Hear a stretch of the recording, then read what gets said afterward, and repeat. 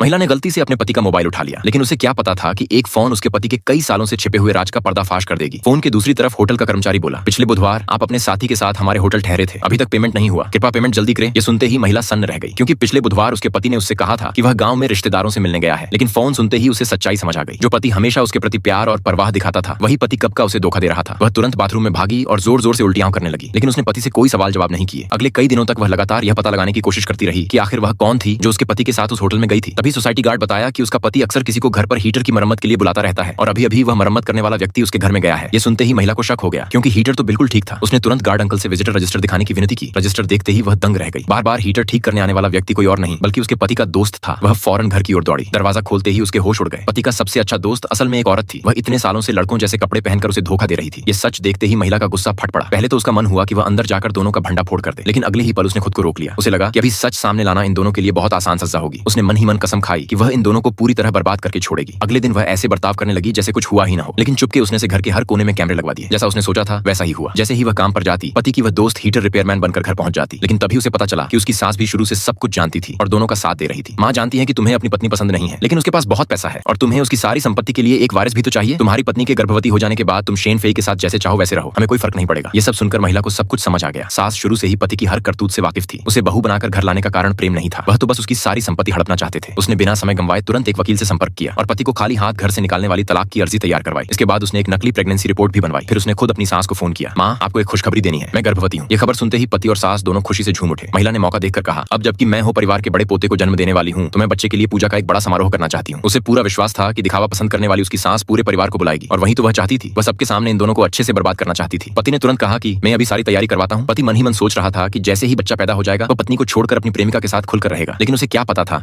कि उसकी पत्नी उससे भी बड़ा खेल खेलने वाली है। पत्नी ने सारे सबूतों के स्क्रीनशॉट ले लिए थे। फिर जब पति रसोई में व्यस्त था, तब महिला ने उसके फोन से उसकी प्रेमिका को एक मैसेज किया, मेरी पत्नी गर्भवती है। बहुत सोचने के बाद मैंने परिवार में लौटने का फैसला किया है। कल मैं पत्नी को लेकर गांव जा रहा हूं, अब हमें नहीं मिलना चाहिए। अगले दिन पूरा परिवार गांव पहुंच गया। सास ने पहले की तरह बड़े प्यार से महिला का स्वागत किया। उसने कहा कि हो परिवार के सभी लोग आ चुके हैं और उसे घबराने की जरूरत नहीं है। महिला मन ही मन खुश हो रही थी। जितने ज्यादा लोग होंगे तमाशा उतना ही बड़ा होगा। इसी बीच पति का फोन लगातार बजने लगा। महिला समझ गई कि उसकी प्रेमिका उसे ढूंढ रही है। पति ने बहाना बनाया कि कंपनी का कोई जरूरी काम आ गया है। महिला ने मुस्कुराकर अनुमति दे दी। पति खुशी खुशी वहां से निकल गया। उसे बिल्कुल अंदाजा नहीं था कि वह अपनी पत्नी के बिछाए हुए जाल में फंस चुका है। पति हॉल में जाकर अपनी दोस्त से चिपकने लगा। उधर महिला ने अगला कदम उठाना शुरू कर दिया। उसने पेट दर्द का बहाना बनाया और पूछा कि क्या पूजा का समय पहले किया जा सकता है। सास को यह बात पसंद नहीं आई, लेकिन रिश्तेदारों के सामने दिखावे के लिए मजबूरी में उसे पूजा का समय पहले करना पड़ा। कुछ ही देर बाद सभी लोग हॉल की ओर चल पड़े। जैसे ही हॉल का दरवाजा खुला, सामने का दृश्य देखकर सभी लोग दंग रह गए।